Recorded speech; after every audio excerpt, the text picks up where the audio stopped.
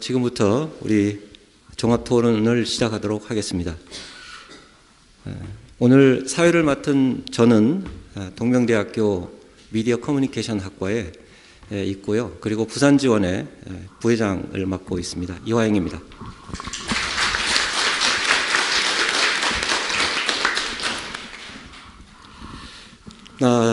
정말 아침 9시 반부터 장시간 6시간 반 이렇게 달려오고 있습니다. 물론 점심 휴식 시간이 있긴 했지만 이쯤 되면은 몸도 마음도 많이들 지치셨을 텐데 그래도 이 넘치는 에너지를 정말 느낄 수가 있는 것 같습니다. 한마음 과학원에서만 우리가 또 한마음 선언에서만 이렇게 느낄 수 있는 이 시간대의 에너지가 아닌가 저는 이렇게 생각을 합니다. 오늘 제5회 한마음 과학학술대회 대행사상과 현대사회라는 이 주제로 지금 3개의 세션을 진행했고요. 총 7편의 논문 그리고 연구 결과가 발표가 완료가 됐습니다. 온 오프라인으로 이렇게 진행을 해왔는데요. 지금 이제 마무리 종합 토론은 전체 오늘 발표하신 선생님들 그리고 토론자 선생님들 같이 오늘 발표한 내용에 대한 또 마무리 또 논의를 같이 갖는 그런 시간이 되겠습니다. 시간 관계를 좀 말씀을 드리면 원래 예정은 4시 반까지 오늘 일정상 종합토론이 마무리되게 되어 있는데요. 지금 시간이 벌써 이제 지연이 돼서 4시가 됐고 또 해서 가급적이면은 오늘 회영식이 또 있고 하니까 4시 한 45분경까지 해서 종합토론을 마무리할까 생각하고 있습니다. 협조를 부탁드리겠습니다. 네, 그러면 이 오늘 종합토론은 당연히 이제 뭐 내용에 대한 발제가 있으셨고 또 지정 토론자 분들께서 토론을 해주셨고 상대적으로 플로어에서는 기회가 많지 않았기 때문에 먼저 제가 생각할 때에 그 플로어에서 스님들 또는 오늘 참가하고 계시는 분들의 질문을 받고 그에 답변을 하는 것으로 시작을 했으면 좋겠습니다. 그래서 지금부터 그 질문이 있으신 분은 주제에 해당하는 그 질문을 해주시면 좋겠습니다. 네, 혜선입니다. 발표 잘 들었는데 한마음 심리학 정립이란 기초연구 71페이지에 제가 지금 자아와 자기에 대한 그 개념 정리에 대해서 한번 여쭤보려고 합니다. 그게 첫째 그 줄을 쭉 읽고 가다 보면 이러한 과정을 수행하는 주체는 자아이다 해놨는데 혹시 자기가 아닌지 자아와 자기에 대해서 한마음 심리학 팀에서 한번 설명을 좀 해주시고 뒤에 자아의 완전한 지향은 불가능을 상정된다. 그거는 앞에 자기가 돼야 되지 않는지 그에 대한 설명을 좀 부탁드립니다.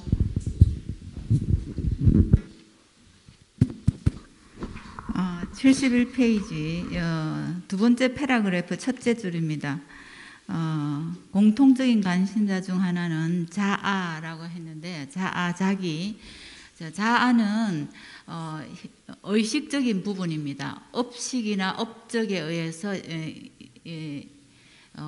진행되고 수행되는 하나의 그 자아를 이야기하고 자기는 본래 자기를 들어가는 입구의 하나의 그 자기 형태에서 그래서 소문자 S를 써서 여기서는 이제 자기라고 해서 이것이 이제 자기가 완성이 됐을 때는 대문자 S로 해서 고유명사화해서 자기 개성화 될 때를 자기라고 합니다. 그래서 자라는 것은 우리가 의식적으로 지금 보고 있는 상태, 어떤 수행하는 상태를 이야기하고 자기는 본래 자기로 들어가는 자기의 하나의 형태로 보는 겁니다. 그래서 이거를 보면 이제 자꾸 제가 이제 연구를 하다 보니까 윌버가 말하는 근접자기라고 하면 에고라고 이야기할 수 있고, 그 다음에 이제 셀프라는 것은 자기 그 에고가 자기를 객관화시켜서 볼 수 있을 때 이제 셀프라고 하는 그런 개념으로 보고 있고, 그 다음에 두 번째 질문하신 건 제가 잘 못 들었습니다. 다시 한 번만 해주시면. 거기에 첫 번째 패러그래프 첫째 해놓고 그 92주 각 주 바로 위에 줄에 네네. 콤플렉스 아니마 아니무스를 극복해 나가야 한다. 이러한 과정을 수행해가는 주체는 저는 자기가 아니냐고 여쭤본 겁니다. 자아입니까? 거기에 대한 설명을 좀 부탁드립니다. 자기와 자아. 제가 그걸 네네네. 예. 두 번째 패러그래프 밑에서 네 번째 줄 말씀하시죠. 예, 자기의 통합성을 가로막고 있는 의식과 무의식의 요소들인 페르소나 컴플렉스 아니마 아니무스를 극복해야 된다라고 이야기하는 거 말씀하시죠. 예.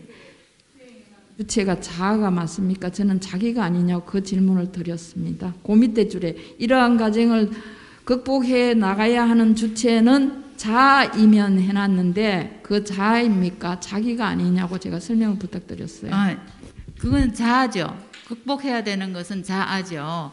그래서 이거는 자아라는 것은요, 페르소나 이것도 무의식에 속하고 컴플렉스도 무의식에 속합니다. 그래서 자율적인 무의식이다 해서 개인적인 무의식에 속하거든요. 그래서 이거를 우리가 자기라고 혼돈할 수가 있다는 거죠. 그래서 자아가 이제 극복이 돼야 되는 거로 보고 있습니다. 하는 주체는 자아를 극복하는 주체는 자기가 안 되는 겁니까? 아닙니까? 제가 잘못 이해한 겁니까? 앞에 있는 페르소나 콤플렉스를 이러한 과정을 수행해 가는 주체는 자아입니까? 네, 수행자입니다. 자아가 수행자입니까? 네. 예, 잘 알겠습니다. 감사합니다. 네, 질문에 답이 됐는지 모르겠습니다. 네. 간단히 좀 덧붙여서 말씀을 드리고 싶은데요. 이게 김영래 박사님께서 더 잘해 주실 것 같긴 한데 지금 질문 주신 부분은 그러니까 그 융의 마음 이론에 대한 부분입니다. 그래서 융에 있어서도 그 자아가 어떤 의식의 그러니까 무의식과 의식으로 쳤을 때, 그러니까 그 의식에 있는 의식 수준에 있는 그 자아가 완전하게 그 수행해 나가는 과정에 있어서 배제될 수 없이 그러니까 어떤 가장 중요한 역할을 하면서 그 자기로 통합적인 자기로 그 관계로서 나아간다는 그 부분을 설명한 단락입니다. 그래서 좀 도움이 되실지 모르겠습니다만, 예. 예, 죄송합니다. 자료집 34쪽에 보시면 거기 이제 자기와 개성화 그 부분이 있는데, 이 자기는 이제 융에게 있어서는요, 의식적인 나다 하는 의식이 이게 에고고요.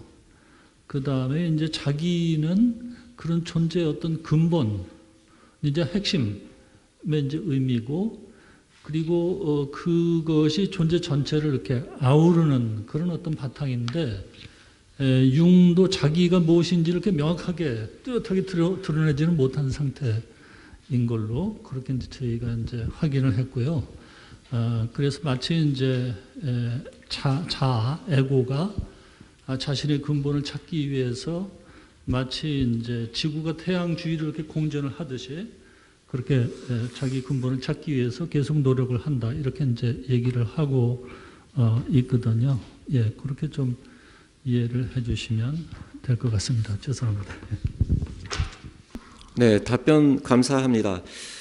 그러면은 추가로 또 의견이나 질문을 하시고 싶은 분 말씀해 주십시오. 다른 질문을 드려도 됩니까? 네, 하시죠. 네. 예. 저는 강원 황진입니다. 저는 이문승 교수님께 좀 질문을 좀 드리고 싶은데요. 그 대행선사의 혁신가적 특성과 선구적 업적의 혁신성에 대해서 이제 분석하신 걸 잘 들었습니다. 잘 들었는데 지금 이제 기존의 혁신가로서 비교 대상으로 이제 여기서 이제 검토되신 부분이 뭐 아인슈타인이라든지 일론 머스크라든지 이제 과학자, 기술자, 뭐 기업가 이런 사람들 이제 대상으로 했어요. 자, 그렇다면은 지금 우리 이제 대행선사는 일단 물론 모든 부분을 다 지도하고 계십니다만은 일단 정신적인 지도자다 이렇게 이제 저는 좀 먼저 생각을 이제 하게 되는데 이럴 경우에 기존의 어떤 정신적인 지도자도 그 비교 대상에 좀 포함시킬 필요성은 없겠는가 뭐 이런 생각을 좀 해보게 됐습니다.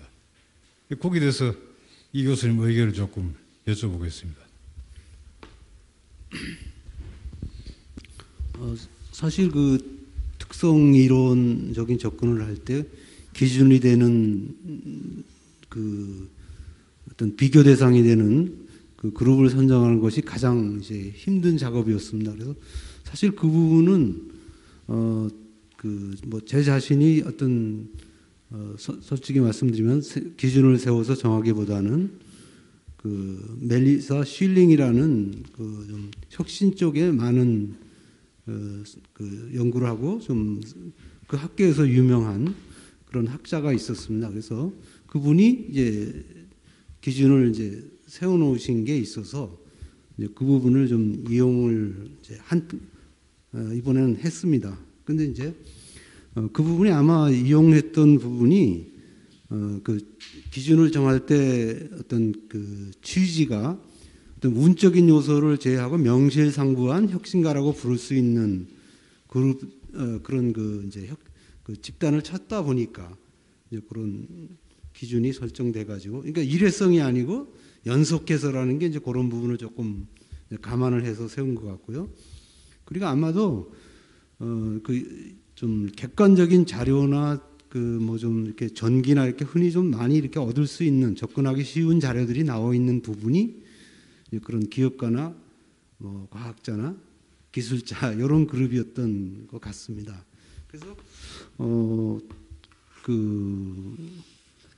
그래서 그 부분은 제가 좀 더 정신적인 지도자 쪽에 또 뭐 혁신 관련된 분들은 뭐 종교 지도자나 그런 분들은 다시 한번 앞으로 이제 사실 이번에 제가 이 작업한 것도 예비적인 어떤 성격의 어떤 작업이지 이게 뭐 최종적으로 완료됐다고 생각하지는 않았기 때문에 그런 부분은 그러면 잘 이렇게 반영해서 조사를 해보도록 하겠습니다.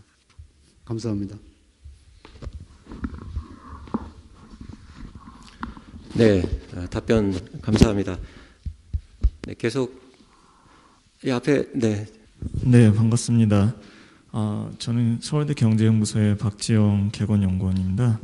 오늘 그 과학원 회원으로서 선생님들께서 정말 공심으로 열심히 해주신 연구들을 보면서 그 한없이 존경스러운 마음을 느끼고 많이 배우는 기회였습니다. 정말 감사드린다는 말씀 드리고 싶습니다. 제가 지금 종합토론회에서 이제 오전부터 들었던 발표들 중에서 한 분 한 서너 분께 제가 느꼈던 부분 질문이나 코멘트 잠깐씩만 드려보려고 합니다. 먼저 진복선 선생님께 이제 드리고 싶은 거는 그 한마음 심리학이라는 새로운 분야를 개척해 주신 데 대해서 지금 깊은 감명을 받았는데요. 들으면서 한 가지 의문이 느껴졌던 부분은 이것은 어떻게 보면은 이제 불교 심리학이나 선심리학 같은 분야들과 우리 한마음 심리학이 어떤 차별성을 가질 수 있을까 하는 측면을 좀 검토해 볼 수 있겠는데 그런 부분 좀 어떻게 생각하시는지 들어보고 싶고요. 그리고 이제 보통 심리학이라고 하면은 이제 점수와 같은 개념, 그러니까 점차 완성에 이르러가는 개념을 담고 있는데 사실상 주인공 자리나 우리 본래 불성 자리는 이미 완벽하다는 그런 특성을 가지고 있는 게 근본적인 본지가 되는데, 그 부분은 이 심리학에서 어떻게 다루실 생각이 있는지 한번 여쭤보고 싶습니다. 그 다음에 이제 두 번째, 최민희 선생님 연구 정말 인상 깊었는데, 지금 그 치유의 관점에서 투사의 이론을 적용을 해주셨는데, 이것을 치유의 관점뿐만 아니라 학습 효율이나 교육 현장에서 이제 동기나 성격 어떤 개발을 하는 부분에 있어서 적용하는 부분에 의한 것을 생각해 보신 적은 없는지 한번 여쭤보고 싶습니다. 이게 왜냐하면 최근에 그 교육 현장에서 이제 4C라고 그래서 이제 크리에이티비티, 창조성이나 크리티컬 싱킹 이런 것들을 이제 개발하는 데 관심이 많은데, 큐리어서티 같은 호기심이나 학생들의 호기심이나 이런 거를 근본적으로 개발하는 부분에 대한 방법론은 아직 그렇게 개발되지 않은 것으로 저는 이제 들었는데요. 이런 부분에 우리 한마음 심리학이 적용될 수 있으면 큰 효과가 있지 않을까 해서 좀 여쭤보고 싶고요. 그 다음에 이제 이문성 선생님께서 그 혁신성을 상당히 깊게 다뤄주셔서 정말 종합적인 논의를 잘 볼 수 있었습니다.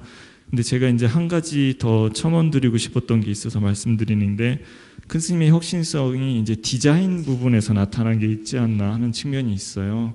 이를테면 우리 선언의 마크와 같은 부분이 그 97년도 청년연합법회 질문에서 이제 우리 선언의 마크가 필요하지 않느냐는 질문이 나온 거를 큰 스님께서 바로 받아서, 그래 우리 한번 연구해서 이거 만들어 보자 이렇게 하셔서 바로 우리 선언의 마크가 나왔고, 그 다음에 우리 선언의 특징 중에 하나가 구정탑 같이 특수한 기존의 전통 탑에서는 보여지지 않았던 디자인, 우주탑이 칠보탑 이런 것들이 등장한 부분이 있는데, 그런 디자인 측면에서의 혁신성 같은 것도 한번 참고해 보시면 어떨지 여쭤보고 싶었습니다. 그리고 또 뇌파 분석에서는 이제 여러 가지 이제 통계적인 분석을 해주셔서 제가 아까 코멘트를 좀 드렸는데, 한 가지 마지막으로 여쭤보고 싶은 거는 206페이지에 보면 그 표에서 앞에 표에서 TP 채널하고 이제 AF 채널에 대한 통계 분석을 하시면서 그 T 값을 이제 제시를 하셨어요. 근데 이 세타 알파 인덱스가 이제 TP 채널에서 시그니피컨트하게 그 실험군이 대조군보다 낮게 나온다는 이제 말씀을 하셨는데, 여기서 T 값을 보면은 사실상 AF 채널에 그 가설 기각하는 귀무 가설을 기각하는 T 값이 더 높게 나오는데, 이게 어떻게 된 건지 좀 의문이 들어서 한번 확인을 부탁드리고 싶습니다. 종합적으로 오늘 아까 이창수 교수님께서 말씀하신 것처럼 그 이렇게 혁신적으로 이 연구들을 발전시켜 나가는 모습들을 보고 저는 오늘 저도 열심히 해야 되겠다는 그런 감명을 받았고, 앞으로 열심히 하고 싶습니다. 감사합니다. 네, 고맙습니다. 질문을 아주 구체적으로 해주셨고요. 세 분 발제자께는 질문을, 그리고 이문성 교수님께는 이제 의견 이렇게 주셨는데, 순서대로 우리 진복선 선생님부터 답변을 좀 해주시겠습니까? 네, 한마음 심리학이 이제 이론적인 그 토대를 탄탄히 했을 때 불교 심리학에 대한 깊이 있는 연구도 필요하고, 또 이제 선 심리학에 대한 연구도 필요할 거라고 생각을 합니다. 그래서 저희들이 처음 마음 이론할 때 사실은 처음에 이 불교 심리학적으로 접근을 했다가, 또 이제 마음에 대한 어떤 여러 가지 깊이, 예를 들어서 12윤회법이라든가 뭐 이게 육식에 대한 것들 이렇게 접근을 하다가, 저희들이 그렇게까지 깊이 들어가서는 상당히 이 여러 가지 무리가 있겠다 생각해서 조금씩 이제 정리하는 그 수준에서 이렇게 이번에 새 학자를 중심으로 이제 발표를 하게 됐습니다. 그래서 첫 번째는 이제 그렇게 하고, 첫 번째 그 질문에 대해서는 앞으로 이제 연구를 해서 정말의 마음 구조를 이야기할 때는 더 깊이 있는 우리가 독서를 하고 또 이렇게 연구를 해서 그런 면을 정리해 가서 하나의 그 마음 구조를 완성시키고 설명해 나가야 되지 않을까 하는 생각을 해봅니다. 그거는 조금 기다려 주시고요. 예, 두 번째 보면 도노 원칙의 그 자리가 완성된 자리인데 그거를 이제 또 발달시켜가는 점수라고 이야기할 때 저는 메슬로우 이론에서 메슬로우가 being에 집착할 때, 존재에 대한 것을 집착할 때 첫 번째 우리 죽어야 된다 할 때 자기를 각성하는 그 상태를 메슬로우가 being을 찾았을 때, 자기를 찾았을 때를 제가 나름대로 개인적으로는 그렇게 생각을 했습니다. 그 다음에 이제 being은 또 메슬로우는 being 그 다음에 becoming을 또 주장하고 있거든요. 점진적인 발달 단계를 주장하고 있습니다. 그래서 그 becoming이 점수가 아니겠는가라고 처음에 제가 이렇게 한번 말씀드려 볼까 하다가 이 도노 점수라는 것은 불교계에서도 상당한 그 이야기가 있고 이래서 제가 섣불리 말씀드리기가 참 좀 제가 조금 더 연구가 돼야 이런 이야기를 하지 않겠나 해서 오늘 사실은 제 개인적인 의견이다 하고 말씀드리고 싶었지만 그렇게 제 견해를 말씀드리지 못했던 점이 있습니다. 그래서 보면 근본 자리라고 딱 알아도 그것이 이제 단계가 또 있다 하는 거 하고, 그 다음에 이제 비카밍 해서 그 자기 완성을 해가는 단계, 이렇게 해서 우리 세 학자 중에서는 그래도 메슬로우가 빙과 비카밍을 상당히 구체적으로 설명하고 있고, 이 사람은 자기가 완성된 어떤 자기 완성을 한 사람을 인터뷰를 하면서 자기의 이론을 굉장히 공고화 시켰거든요. 자, 그런 데서 이제 우리가 한번 다시 그 사람들의 그 접근 방법과 또 우리가 이거 어떨 때 도노라고 할 수 있고 어떨 때 점수라고 할 수 있는가 하는 그 현대 심리학적인 관점에서도 연계시켜 볼 수 있도록 한번 노력을 해보겠습니다. 네, 답이 됐는가 잘 모르겠습니다. 네, 감사합니다. 그러면 최명희 박사님께 오늘 또 두 번째 질문이 나왔는데요. 답변을 좀 부탁드리겠습니다.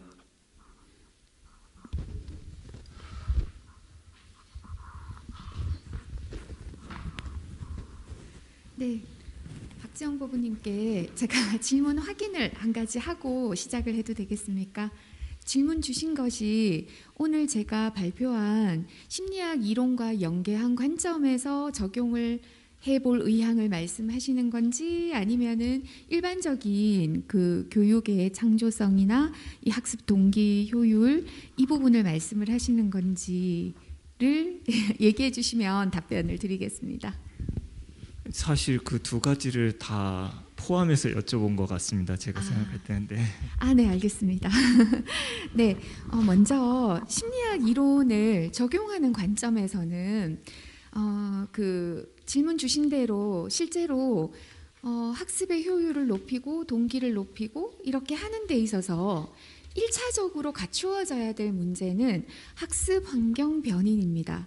학습 환경 변인은 말하자면 학습자를 중심으로 하는 주변 환경인데요. 사람의 영향이 가장 큽니다. 부모, 교사, 친구 이렇거든요. 그래서 저는 그 세대, 나이 모든 걸 막론하고 역시 관계가 제일 중요한 문제구나라고 포인트를 잡은 거였고요. 그러면 이제 그 앞서 발표에서 말씀드렸던 그 심리학 이론은 관계를 개선하는 문제이기 때문에 가장 어떻게 보면 기저의 문제를 해결함으로 인해서 학습자가 스스로 자유롭고 그리고 심리적인 안정을 찾은 상태에서 충분히 자기 기능을 발휘할 수 있는 바탕을 마련할 수 있다고 바라봅니다. 네, 이제 그것은 이제 저의 관점에서 말씀을 드린 거고요. 그 다음에 심리적인 그 기저를 빼고 나서 그냥 우리 그 대행선사의 관점과 학습 동기나 효율이나 이제 이런 부분을 연결지어서 본다면은 작년에 그 저희 교육학팀에서 발표를 드린 주인공 관법 교수학습 적용 모형이 있습니다. 그래서 그거를 그렇잖아도 저희가 지금 코로나 시대에도 역시 적용이 가능하고 코로나가 아닌 면대면에서도 적용 가능한 그런 모델로 계속 개발해 나갈 계획이기 때문에 앞으로 충분히 시간을 가지고 함께 노력해 볼 생각입니다. 이상입니다. 네. 최명희 박사님이 발표를 하실 적에 그 유튜브로 시청하시는 분께서 이렇게 댓글을 좀 보내오셨어요. 저희 잠깐 읽어드리겠습니다. 힘든 중학생을 역지사지와 공감으로 경청하며 대화 전에 한마음으로 먼저 관하신다는 말씀에 박수를 보내며 공용으로 나아가고자 합니다. 감사합니다. 이런 댓글을 보내오셨고요. 또 좋은 발표, 토론 잘 듣고 있습니다 하는 이런 멘트도 해주셨습니다. 앞으로 이 논문도 그렇지만 오늘 토론하실 때 얘기가 나왔지만은 미래가 또 있으신 젊은 연구자께서 이렇게 함께 하고 있다는 것이 또 이 연구가 또 기대되는 바가 매우 크다 이런 생각이 듭니다. 다음은 그 질문이 아마 이문성 교수님께였는데요. 질문이라기보다는 이제 로고, 우리 선언의 로고라든가 또 구정탑, 칠보탑 이런 디자인들의 그런 디자인적 측면에서의 큰 스님의 혁신가적 면모가 분명히 있지 않겠는가, 그런 측면에서 이 디자인 측면을 그 연구에 반영하시는 건 어떠냐, 그런 의견이셨던 것 같아요. 혹시 잠깐 좀 답변을 해주시겠습니까? 좋은 이제 의견이라고 생각합니다. 하지만 이제 제가 이렇게 그 혁신성을 분석하기로 대상을 삼은 그 요소는 객관적인 이미 지나간 어떤 업적 부분, 그 업종 요소 또는 그 업적의 사업, 업적과 관련된 사업, 그 속에 숨어 있는 어떤 혁신적인 요소를 추출해서 그 혁신의 요소가 얼마나 그 당시든 또 기존의 것이든 그거 비교해서 새로움이 있느냐, 요 기준으로 이제 분석을 이제 삼기로 이제 했었습니다. 그래서 따라서 이미 좀 그 업적에 대해서는 해유 스님께서도 논문 작업을 하셨고 또 그 묘공당 대행선사 연보에도 쭉 이제 그 사업 관련된 그 뭐 리스트랄까 이런 게 쭉 정리돼 있었고 또 몇 분의 이제 불교학자들께서도 이제 그 부분을 언급을 좀 해놓으셨기 때문에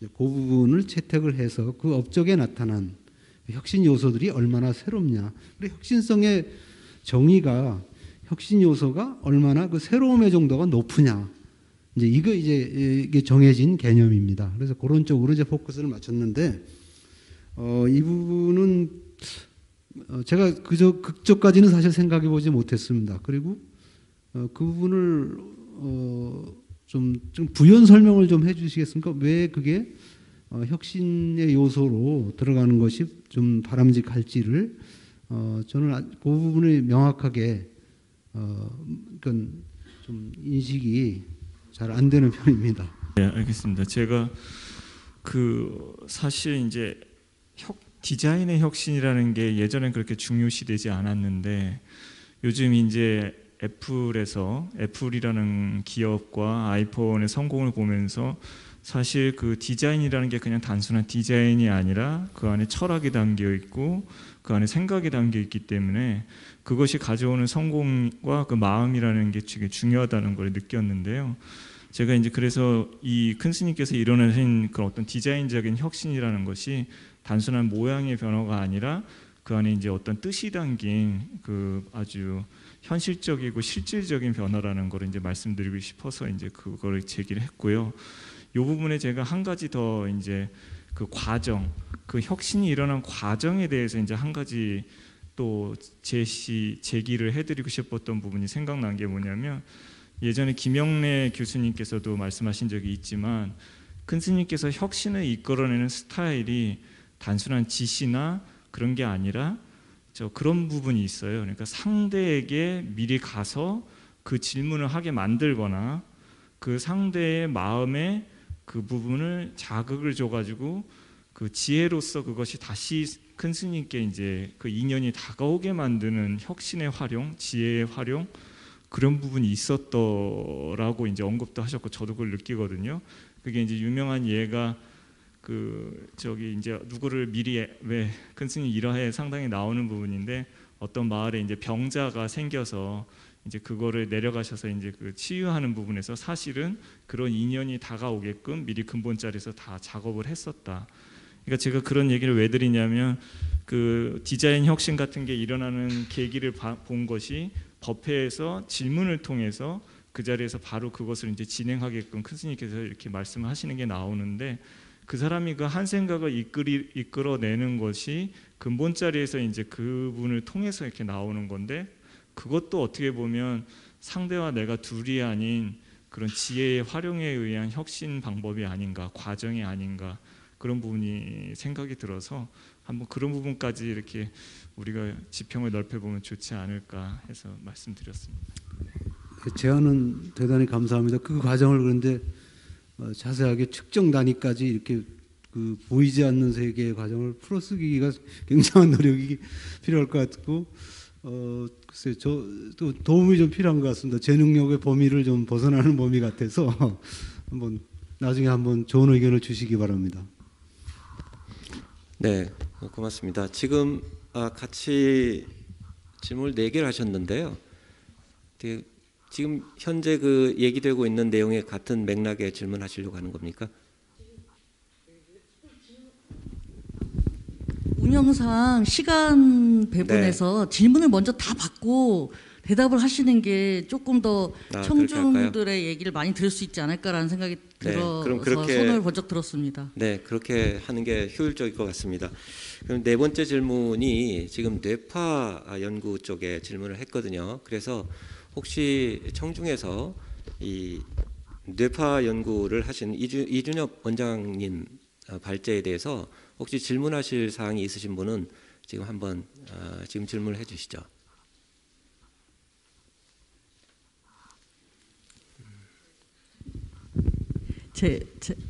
제가 그 말씀드린 게 그러니까 전체적으로 질문을 네. 좀 다 받은 다음에 네네. 해당되시는 분들이 대답을 하면 어떨까라는 생각이 들어가지고 말씀을 드린 거거든요. 네, 좋습니다. 그래서 그렇게 지금 이준엽 원장님한테 말씀드리려고 그랬던 건 아니고요. 그냥 제가 오늘 얘기 들으면서 굉장히 좀 중요한 이슈라고 생각이 됐던 게 아까 진복선 선생님의 발표에 김혜주 선생님의 질문이 3가지가 있었는데 그중에 첫 번째 질문이 굉장히 근본적인 질문이었습니다. 그게 이제 지금 2분 발표에 다 연관이 된다고 생각하거든요. 근데 뭐라고 하셨냐면 한마음 심리학으로 한마음 주인공 관법이 한마음 심리학으로 집대성이 되어야 될 필요가 있느냐? 그러하다면 그 목적이 무엇인가라고 이제 말씀하시고 그 뒤에 이제 이렇게 그 어떻게 보면 직관과 깨달음에 의거해서 그런 진리의 방법이 과연 논리적이고 분석적인 학문의 영역으로 들어와야 하느냐라는 질문까지 하셨는데 사실 저는 이 질문을 한마음 심리학에 대한 문제뿐만이 아니라 아까 우리가 한마음 의학, 뭐 한마음 식물학 이런 표현들도 우리가 막 썼는데 모든 학문 분야에서 자기가 있는 분야에서 이런 그 한마음 법과 연관된 연구를 하는 한마음 과학, 한마음 과학원이 이 질문에 대해서 조금 더 심각하게 고민해야 되지 않나라는 생각이 좀 들어서 거기에 대해서 약간의 코멘트와 질문인데요. 그러니까 그거를 얘기를 들으면서 제가 느꼈던 거는 우리가 지금 오늘 발표했던 여러 가지 그것들 그 연구들이 굉장히 총론적으로 통합적으로 어떤 학문을 새로 뭐 이렇게 예를 들면 한마음 심리학이라고 했을 때 목적을 심리학계가 지금 직면하고 있는 여러 가지 한계들을 타파할 수 있는 아주 새로운 이론으로 한마음 심리학을 진짜 얘기하는 거냐라고 할 수도 있을 것 같고요.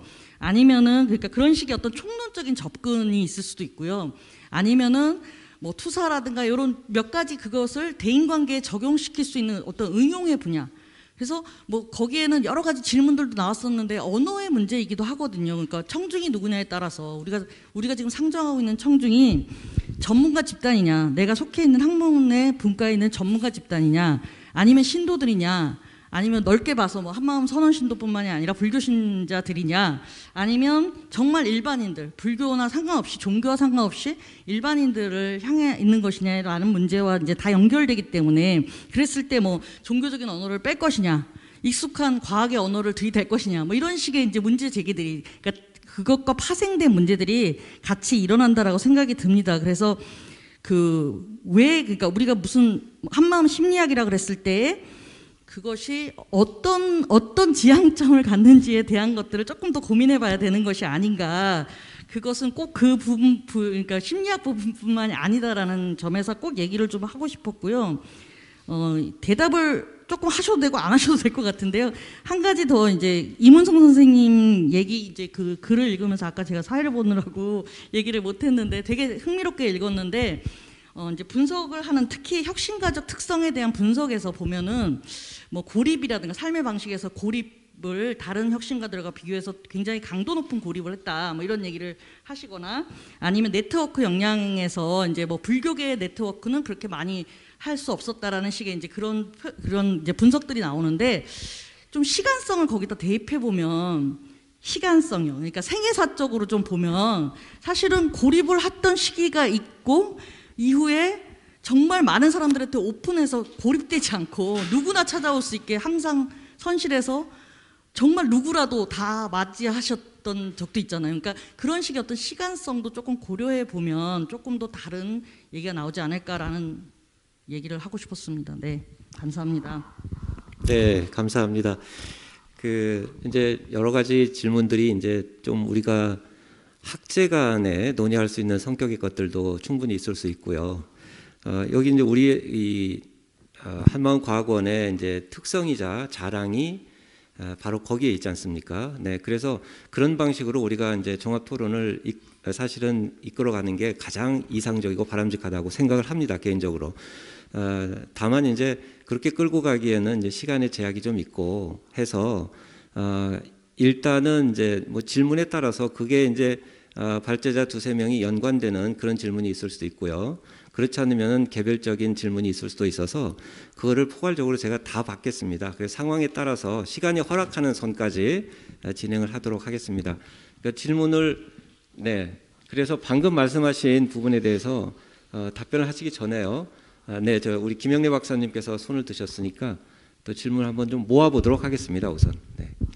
예, 저도 사실 이제 김혜주 교수님의 아까 논평을 듣고 이게 느끼는 바가 있었기 때문에 좀 한 말씀 드려야 되겠다고 생각을 했는데, 마침 우리 박소진 박사님께서 말씀을 하셨으니까 같이 말씀을 드리는 것이 좋을 것 같다는 생각이 드는데요. 저도 이제 아까 우리 진 박사님이 첫 번째 발표하셨지만 이제 교육학팀에 소속이 돼서 같이 연구를 했는데,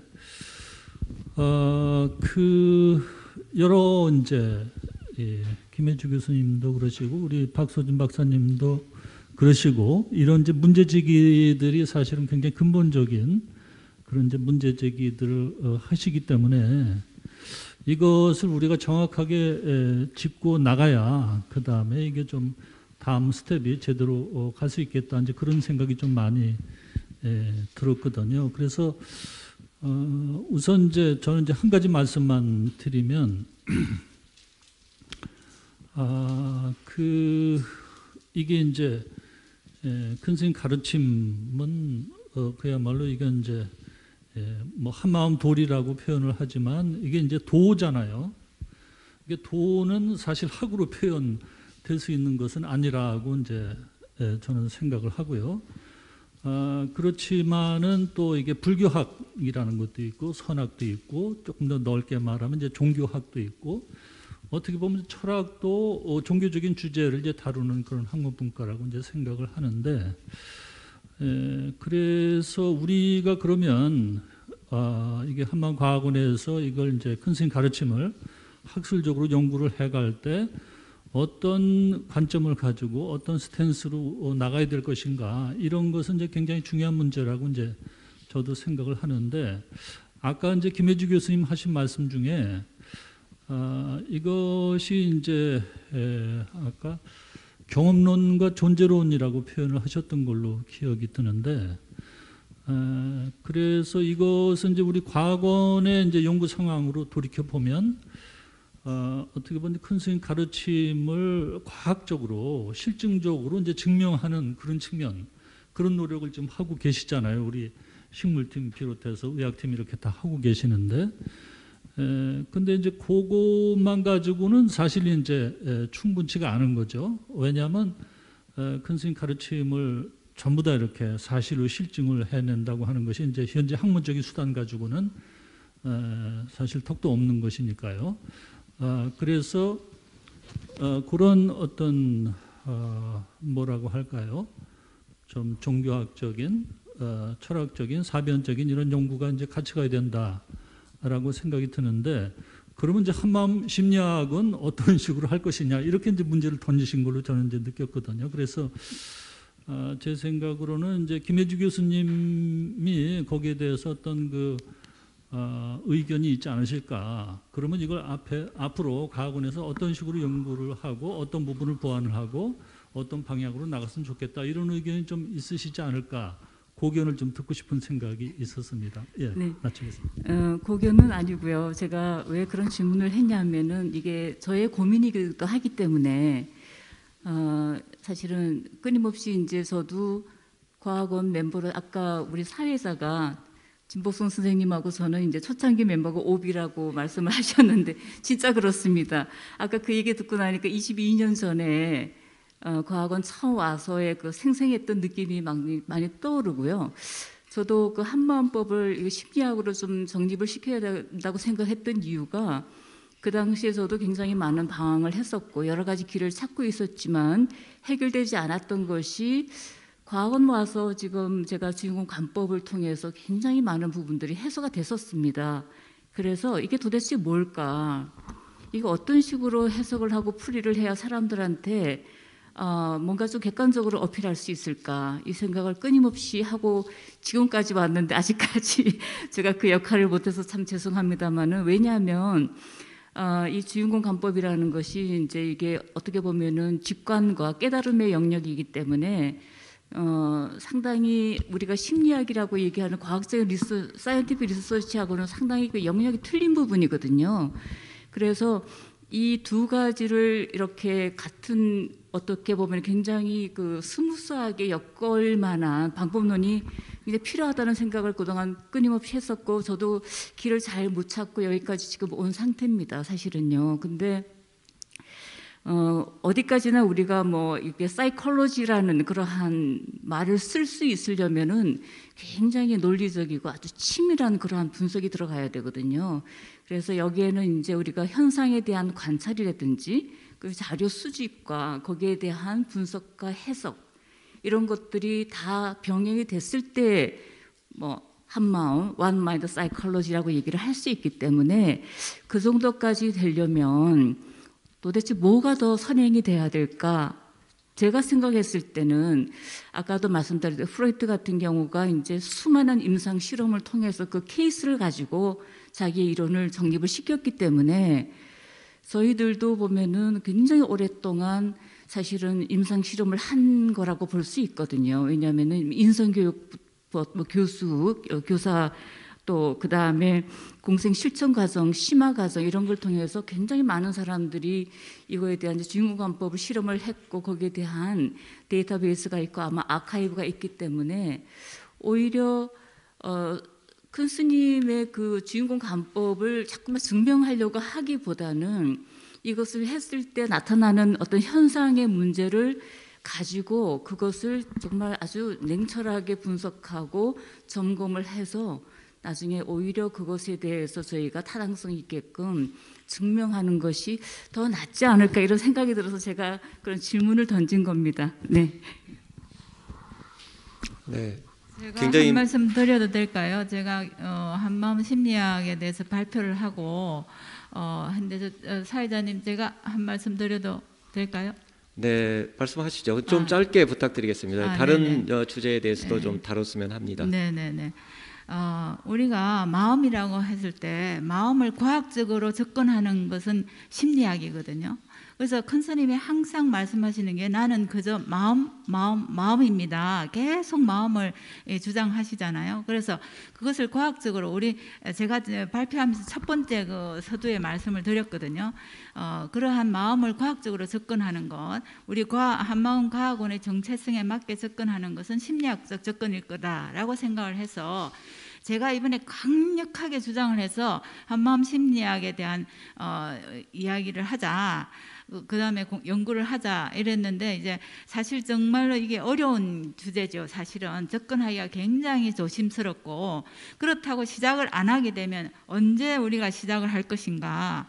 그래서 저는 큰 스님이 저희들 과학원 회원들에게 이제 말씀하신 게 있거든요. 자기 전공을 가지고 와서 거기에 한마음법을 해서 어떻게 이제 많은 사람들이 의사소통할 수 있는 방법을 찾으면 좋겠다. 자기 전공을 기초로 하라 하는 말을 항상 저는 이제 새기고 있어서 제가 이제 교육 심리를 계속 가르치다 보니까 이제 시간적 여유도 있고 하니까 이 법을 정말로 과학적으로 제대로 정립을 시키면 한마음 심리학이라는 하나의 새로운 영역, 또 큰 스님의 그 은혜에 보답할 수 있는 능력, 그것도 될 거다라는 생각에서 이번에 한번 해봤더니 그렇게 쉽지 않았습니다. 시행착오를 많이 겪었습니다. 그래서 마음관에서부터 하다가 결국 이래 큰 스님에게 누가 될 뿐이다 생각해서 진짜 서양의 그 새 심리학자를 중심으로 다시 우리 대행선사의 관점을 비교하는 걸로 그냥 대폭 줄여서 정말 우리가 할 수 있는 정말 요만큼 한 거 요만큼 했다라고 이제 말씀드리자 하는 의미에서 했습니다. 그래서 지금 이거는 시작이라고 생각을 하고 또 우리가 한다 하면 좀 길을 같이 조언해주고 제언해주시면 우리가 용기를 얻어서 또 자극을 받아서 하지 않을까 하는 생각을 해봅니다. 죄송합니다. 제가 말을 하다 보니까 길어졌습니다. 감사합니다. 네, 좋은 말씀 잘 들었습니다. 이 한마음 심리학이라는 이 용어 자체가 없는 새로운 용어이고 사실은 이게 첫 발이라고 하지만 거의 마지막 발을 같이 디딘 거나 다름이 없는 표현 아니겠습니까? 한마음 심리학을 어떻게 개념 정의할 거냐, 그게 우선이 돼야 되는데 그거는 굉장히 시간이 흐른 후에야 비로소 가능할 거다. 이 오늘과 같은 그런 작은 연구들이 축적이 되어야 가능할 거다, 이렇게 보기 때문에 오늘 여기서 지금 얘기되는 이 부분에 대한 연구 방법론이라든가 여러 가지 것들은 이 한마음 심리학을 만들어 가는데 굉장히 중요한 그 내용들이 될 거다, 저는 이렇게 판단이 됩니다. 자, 그러면은 다른 주제와 관련한 질문도 좀 하고 했으면 좋겠습니다. 혜선 스님 손을 드셨는데요.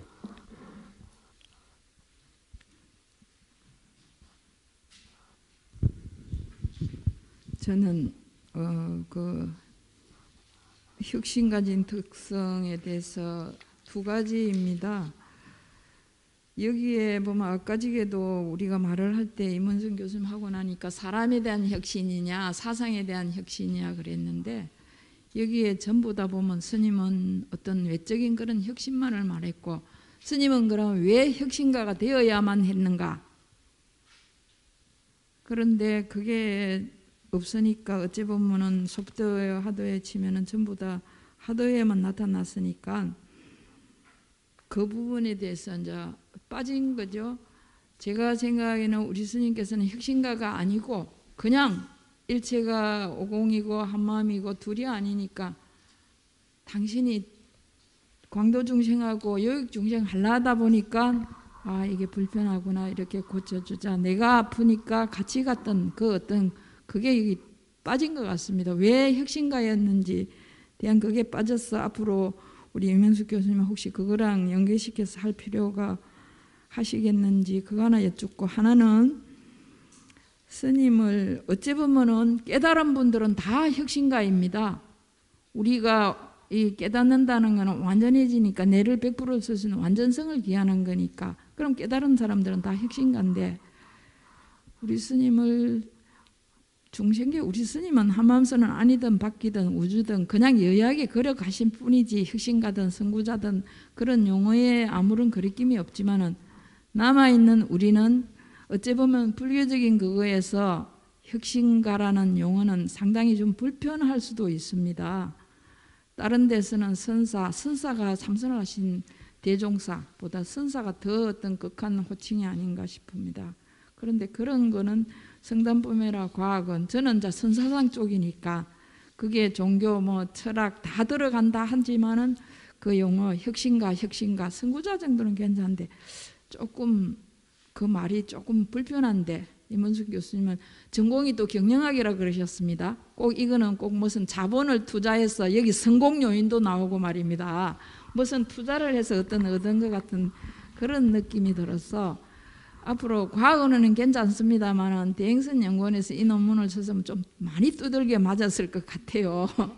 그래서 그 부분에 대해서 이제 앞에는 앞으로 사상하고 할 용의는 없으신가 하고 하나는 이런 용어를 선별하는데 좀 더 고려를 하셨으면 어떻게 하고 이 두 가지입니다. 감사합니다. 네, 질문하셨는데 지금 바로 말씀을 좀 주시죠. 네.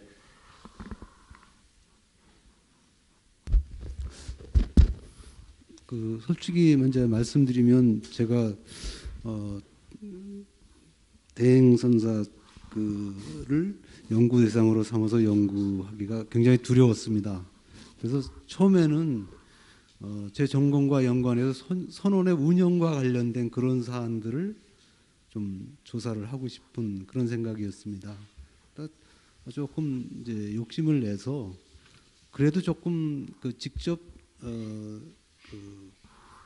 그 대행선사의 어떤 직접적인 부분보다는 좀 간접적인 부분을 다뤄보는 게 좋지 않을까 해서 업적 쪽으로 좀 포커스를 맞추자 이제 이런 그 방향을 이제 이렇게 진행하다 보니까 또 이런 업적을 남기신 분이 이런 혁신가적인 소위 말하는 이 세상에서 혁신가라고 부르는 놀라운 업적을 남기신 분들과 같은 그런 어떤 특성이 숨어 있지 않을까 한번 호기심이 생겨가지고 한번 그들과 비교를 해봤습니다. 그래서 이거는 이제 특성 이론이라 그래가지고 어떤 이러이러한 쪽에 업적이 크게 남긴 사람들이 뭐 이러이러한 어떤 특별한 특성을 가지게 되면 그러한 다른 사람도 그런 특성이 나타나면 그 사람과 뭐 같은 잠재력이 있는 분이다. 뭐 이렇게 볼 수도 있는 그런 거 있어가지고 요거는 이제 처음에는 업적을 중심으로 해서 혁신성을 분석하는 쪽으로 가다가 사실 조금 제가 이제 욕심을 내서 대행선사에 대한 그 부분을 좀 살펴봤던 그 부분이 있고요. 그래서 굉장히 좀 저도 조심스럽고 자신이 없었습니다. 그래서 직접 이제 대행선사를 이제 연구 대상으로 삼아서 하기가 더군다나 사상 쪽 같은 것은 제가 좀 잘 모르기도 하지만 또 너무 두렵고 해서 그쪽은 아예 생각을 좀 못 해봤고요. 그래서 특히 만약에 외부로 제가 뭐 발전시켜서 논문이 나간다라고 하면 저희 지도 법사 스님께 꼭 그런 부분은 체크를 하겠습니다. 이게 우리가 써도 되는 용어인지 그런 것도 한번 확인을 하고 그렇게 해보도록 하겠습니다. 그래서 저도 이제 이런 작업을 처음 해보는 입장에서 저는 단지 경영학이라고 하는 눈으로 우리 대행선사 같은 위대한 분을 한번 이렇게 비춰볼 수 있는 방법이 없을까 하는 그냥 소박한 생각에서 시작을 했습니다. 그래서 제가 뭐 큰 어떤 이론을 만든다든가 이런 어떤 의도보다는 경영학의 시각으로 대행선사의 업적과 또 그분이 지닌 어떤 이런 혁신가로서의 뭐 이런 위대한 그런 부분도 이렇게 조명해 볼 수 있지 않을까 하는 그쪽 경영학적 틀로 이렇게 비춰보는 그런 의도를 가지고 연구를 한번 했었습니다. 그래서 부족한 부분이 많습니다. 많이 지도해 주시기 바랍니다. 예, 감사합니다. 질문을 하시고자 아까부터 계속 지금 손을 들고 계신데요. 네, 질문 플로에서 받겠습니다. 네, 저는 부평제에 있는 회원인데요. 우리 교수님들께서 다양한 관점에서 큰 스님의 가르침을 종해 주시려고 노력하신 것에 대해서 감사하게 생각드리고요. 저는 식물팀의 최재석 박사님께 선법과에 대해서 그 연결을 해주신 것에 대해서 좀 고맙게 생각하면서 질문이라기보다는 우리 교수님들께 부담을 드릴 수 있는 이야기인데요. 우리가 이미 알고 있는 것처럼 미술이나 음악, 예술은 사람을 이류하고 치료할 수 있는 힘이 있다는 걸 알고 있습니다. 그래도 우리 교수님들께 이제 부탁드리고 싶은 것은 선법가가 우리 사람들에게 주는 에너지나 위로의 힘을 좀 일반화시키기 위해서는 클래식, 국악, 그다음에 트로트 이런 대중가요와 비교를 해서 연구를 했을 때 우리 선법가가 가지고 있는 치유의 힘이나 그 에너지의 힘이 더 극대화되지 않을까 하는 생각에서 선법가를 그냥 사람의 육성과 피아노를 결합해서 한 가지 음원으로 영양 연구를 하는 것보다는 같은 장르에서 음악을 통해서 우리 선법가 속에 들어있는 그런 치유의 힘을 입증을 해줄 수 있는 계약이 향후에 있으신지 그런 걸 한번 여쭙고 싶었습니다. 네, 그 답변하시기 전에요. 지금 우리 유튜브 시청하시는 분께서 비슷한 맥락의 그 질문을 해오셨어요. 한꺼번에 제가 말씀드릴 테니까 답변 한번 해보시죠. 여러 선법가 중에서 가사나 가락에 따라서 반응이 차이가 있지 않을까요? 이렇게 해왔거든요. 근데 질문이 많아질수록 이거 첩첩산중일 것 같은데요. 답변을 좀 부탁드리겠습니다. 예, 관심을 가지고 이제 질문해 주셔서 감사드리고요. 일단은 이제 제가 맨 처음에 이제 식물팀 연구를 시작을 하면서 어떻게 이제 어떤 음원을 가지고 또 금방 말씀하신 대로 클래식하고 국악, 트로트뿐만 아니라 이렇게 욕하고 칭찬하는 거, 그다음에 이제 큰 스님 법문, 그다음에 여러 가지를 다 이제 고민을 했었습니다. 근데 현재 이제 과학계에서는 이제 이런 사조가 있어요. 이렇게 사조라고 표현하기가 좀 그렇긴 한데 식물이 음악에 대해서 반응을 한다, 안 한다, 또 음악이 아니라 특정 파장에 반응을 하는 거다.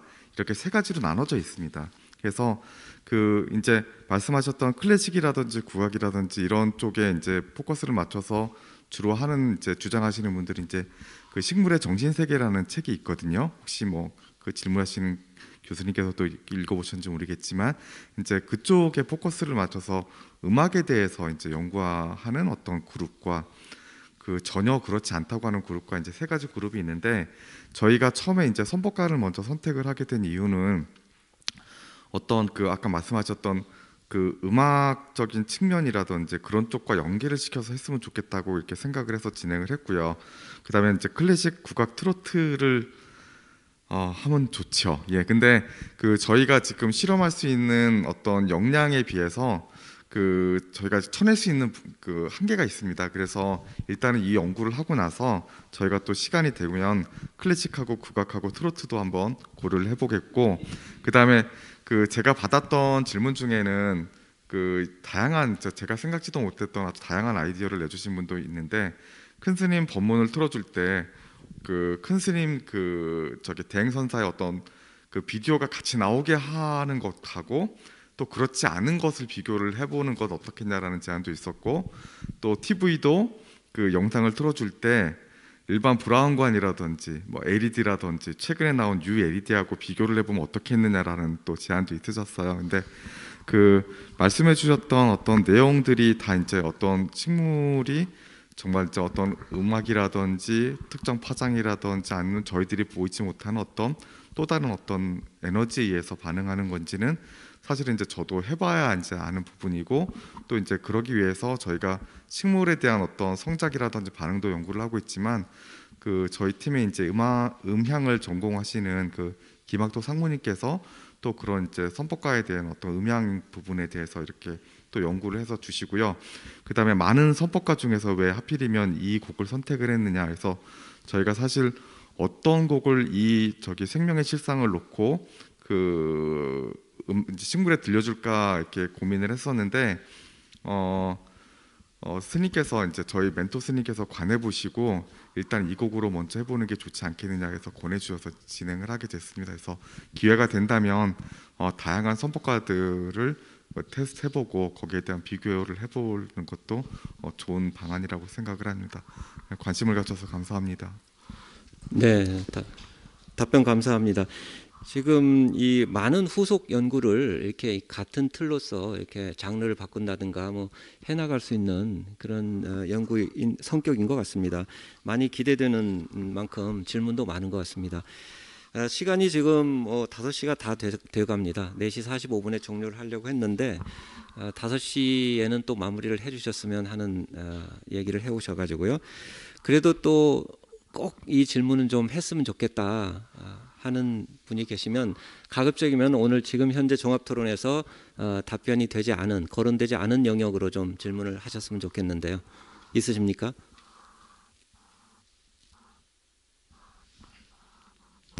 네, 청감스님, 네, 말씀해 주시죠. 시간이 뭐 다 돼서 저 그냥 뭐 지나가려고 그랬었는데, 뭐 잠시 말씀을 좀 드리겠습니다. 그 앞에 나왔던 이야기를 조금 부연하고 싶은데, 우리 이제 존경하시는 혜선 스님께서 이제 우리 이문성 교수님이 이제 그 혁신가로서의 부처님, 큰 스님 이야기를 이제 하셨잖아요. 스님들께서는 당연히 그런 마음이 드실 것 같아요. 왜냐하면 그거 너무 가볍거든. 우리가 보는 큰 스님을 혁신가라고 하는 이 뭐죠? 요 틀로 보기에는 큰 스님을 담아내기에 너무 부족해 보이니까 그런 마음이 당연히 드실 것 같습니다. 그런데 한편 또 이제 우리가 조금 여유 있게 좀 생각을 해보면 사실 부처님을 그렇게 설명하기도 하거든요. 부처님을 혁신가로서의 부처님으로 규정하기도 하고 대의왕으로서의 부처님을 설명하기도 하고 탁월한 리더십을 가진 분으로서 그리고 이 세계에서 만들어진 모든 조직 중에서 가장 성공적인 조직을 성단으로 꼽습니다. 2500년의 역사를 가지고 유지하는 조직은 성단밖에 없다는 거예요. 그런 조직을 이끌어낸 또 부처님의 어떤 리더십, 또 조직가. 사실 이런 것은 우리가 진리의 스승으로 바라봤을 때는 사실 굉장히 부족한 이야기들이지만 그런 것들이 또 다 의미가 있다는 거죠. 그런 것들이 사실은 또 부처님을 또 수식하는 용어들도 되고 우리가 큰 스님을 우리 김혜주 선생님께서 사실 오랫동안 참 고민하신 그런 내용들을 이야기를 하셨는데 각자는 사실 그런 고민을 해야 될 것 같습니다. 그렇지만 모두가 너무 높은 틀을 가지고 너무 완벽한 기준을 가지고 큰 스님을 규정해내고 우리의 연구를 만들어낸다. 자, 한마음 심리학을 내 생에 만들어내겠다. 확립시키겠다. 나랑 누구랑 해서 완벽하게 만들겠다. 절대 안 됩니다. 불가능한 일입니다. 오히려 그런 생각을 놔야 된다는 거죠. 그냥 우리가 할 수 있는, 한번 생각해 보시면 여러분들 사실 큰 스님께서 하라고 하셨을 때 20년 전, 30년 전 아닙니까? 지금보다 여러분들 훨씬 젊었을 때, 지금보다 영향이 훨씬 적을 때 하라고 하신 거란 말이에요. 할 수 있는 만큼. 그리고 심리학만 이야기해도 심리학을 어떻게 통일합니까? 그냥 개론서로 이렇게 이야기하면서 다 서술은 할 수 있지만 입장 다 다르잖아요. 그 안에서도 다 다르고 불교학도 마찬가지입니다. 안에 입장 다 다르고 그렇기 때문에 완벽한 대칭성을 갖고 1:1 대응되는 그런 작업은 불가능하지만 또 그렇다고 하더라도 또 그런 작업은 또 꾸준히 또 그런 목표를 갖고 정말 더 그렇게 하셔야 될 테고 또 그렇지만 또 조그마한 목표들 오늘 우리 나온 최명환 선생님 연구 결과처럼 아주 작은 소재들 또 그리고 이문성 선생님 같이 또 어떻게 보면 굉장히 변방의 소재 아닙니까? 생각지도 못했던 그렇기 때문에 어떻게 보면 아까 논평에서 혁신가적인 사실은 거의 큰 스님을 상품화처럼 다뤘단 말이에요. 어떻게 보면 굉장히 불경할 수도 있죠. 그렇지만 그런 데서도 또 이제 바깥 세속에서는 또 이제 의미 있을 수도 있다. 조금 스님들께서 조금 못마땅하시더라도 좀 용납해 주시고 그래야지 우리가 좀 부족하더라도 한 발 한 발 나갈 수 있지 않을까. 좀 끝으로 한 말씀만 드리면 저도 이렇게 출가해서 공부해보고 하니까 내가 작정해서 꼭 해야 되겠다 이런 것도 잘 안 되더라고. 그냥 우리가 해나가는 게 그런 거잖아요. 할 수 있는 만큼 정말 그 자리에 맡겨놓고 각자의 또 원은 또 뚜렷하게 세우고 그렇게 큰 건 큰 거대로 작은 건 작은 거대로 또 어떻게 좀 사실 지금 콩나물 그것도 참 웃긴 이야기 아니에요. 그거 틀어놓고 있는 것도 누가 보기 따라서는 그렇지만 그런 것들이 모여가지고 우리가 이렇게 계속 해나가고 또 스님들께서 이렇게 또 이런 때 오셔 또 다 지켜봐 주시고 또 마음 내주시고 이렇게 해나가다 보면 언젠간 또 성과들이 정말 어느 순간 그런 성과들이 나올 수 있지 않을까 그렇게 생각합니다. 예, 감사합니다. 네, 정감수님 감사합니다. 지금 시간 관계상 마무리를 해야 될 것 같습니다. 청감수님께서 거의 마무리 멘트에 가까운 아주 좋은 말씀을 해주셨어요. 이 연구를 내가 연구해서 마무리하겠다라는 그런 생각보다는 아주 장기적인 안목으로 이 한마음과학원의 일원으로 내가 연구를 하겠다, 그런 마음가짐이 필요한 그런 게 아닌가 싶습니다. 미국의 하버드 대학의 연구소에서 성인발달연구소에서 행복 연구를 했는데요. 이 연구소는 지금 한 개의 연구를 소장이 3번 바뀌어가면서 80년째 하고 있습니다. 그래서 정말 이런 연속성이 있으려면은 사실은 제일 중요한 것 중에 하나는 이제 재원이죠. 금전적인 뒷받침이 안 되면 그 연구소가 이 연구를 3대에 걸쳐서 수행할 수 있다 하는 것은 불가능한 일이 아니겠습니까? 그 외에도 또 그걸 연구하겠다라고 하는 후속 연구자들이 나와줘야 되고, 그런 여러 가지 요인들이 이제 있어야 될 텐데요. 받쳐주는 게. 우리 한마음과학원은 그렇게 가는 그런 또 하나의 새로운 모델이 될 수 있지 않겠나, 그런 생각을 합니다. 그래서 지금 여기 아까 법문 키워드 지금 용어 사전 작업하시는 선생님들 엄청나게 발품 많이 파는 작업을 하고 계신데요. 6년을 지금 보고 계신다고 하셨는데 많은 연구들이 후속 연구의 가능성도 그렇고 또 연구의 깊이 때문에도 그렇고 장기 연구로 갈 가능성들이 많다고 저는 보여집니다. 그래서 오늘의 이 자리에 이 토론의 자리가 비록 충분한 시간은 주어지지 않더라도 이 자체로서 대단히 큰 의미를 갖기 때문에 우리가 오늘 하루는 또 성과 있는 그런 학술대회를 갖지 않았나, 저는 이렇게 생각을 합니다. 네, 그러면 오늘 마지막 3개의 세션에 이어서 진행된 종합 토론은 여기까지 마무리하도록 하겠습니다. 모두 수고하셨습니다. 감사합니다.